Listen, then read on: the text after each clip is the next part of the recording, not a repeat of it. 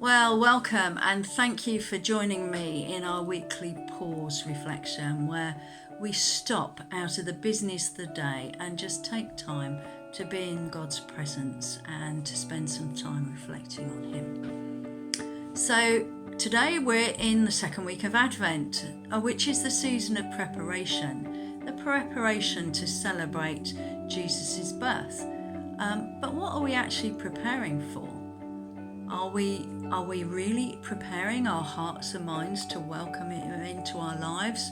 Or are we busy, like so many other people are in the world today, with all the trimmings and trappings of Christmas, the Christmas tree buying, the decorations putting up, the lights being switched on, the Christmas cards being written and the gifts being bought and all the family arrangements being made to swap presents, etc. Where does God actually fit into our preparation? Ever, or particularly this year? Now, I got reminded of a C.S. Lewis quote in Screwtape Letters, where the senior devil says to the junior one, "Indeed, the safest road to hell is the gradual one, the gentle slope, soft underfoot, without sudden turnings, without milestones, without signposts." What he's saying, that little by little, without major effort and disruptions and interventions, our faith and passion for loving and following the Lord can ebb away. We can become complacent and just carry on with our lives. We can allow the busyness of life to crowd out our good intentions of spending time with God in our quiet times, to reflect on Him, to really spend time praying with Him, to being alert and open to the opportunities God puts into us. Faith can gradually become a habit. It can become a set of propositions we affirm on Sundays very enthusiastically, and we can get all re-energized with our Christian faith. But when it comes to the challenges that hit us Monday morning, then it can slowly ebb away. And that's why in Scripture there are many passages about staying alert, watching out and praying for God's support and encouragement. For example, 1 Peter 5:8 says, "Be alert and of sober mind. Your enemy, the devil, prowls around like a roaring lion looking for someone to devour." And Paul, in his letter to the Ephesians, after the passage about putting on the armour of God, in chapter 6, verse 18, he says, "And pray in the Spirit on all occasions with all kinds of prayers and requests. With this in mind, keep alert and always keep on praying for the Lord's people." Doesn't always happen though. Like living with COVID over the last 2 years, we were all on the alert and watching out and being very careful in the beginning with the hands, face, space.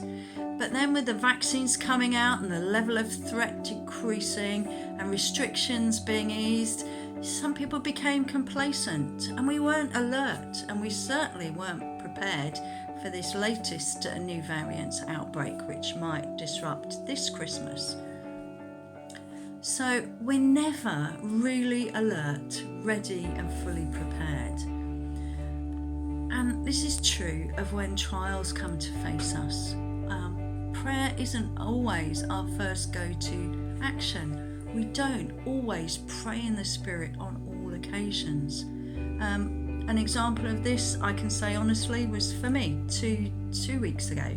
About on the 19th of November, I had to do a cafe church. I usually do a cafe church service with Richard, my husband, but he was in social isolation, as was Josh, and I'd been so busy trying to sort them out. And then I had to deal with organising the service, buying the food, prepping the food, doing all the craft activities, sorting out songs. Unfortunately, the dedication we were going to have in that service was cancelled because of the uncertainty of whether I would be well enough to do it.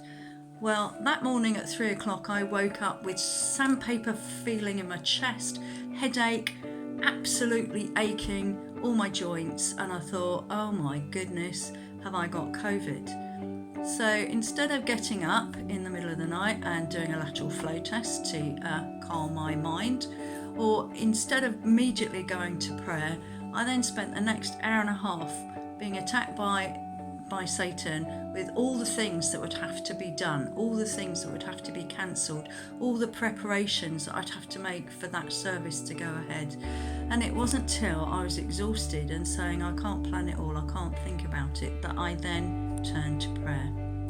And when I turned to prayer, I said, Lord, I can't work all this out. I'm too tired, I'm too stressed. It's over to you. If you want this service to go ahead, you will allow everything to fall into place for it to happen. And whether that's me being well or whatever, I hand it all over to you.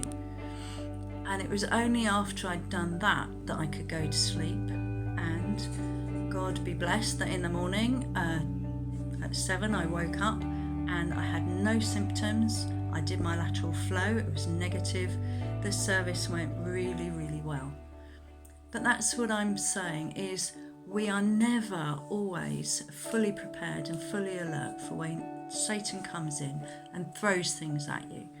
It could have just been a cold. It wasn't. I don't know what it was, but it could just have been something from Satan. But it wasn't until I handed it all over to God and prayed that something happened. So I would just like to say that between now and Christmas, over the Advent season, just be alert, be watchful, and pray in the Spirit on all kinds of prayer, on all occasions, with all kinds of prayers and requests.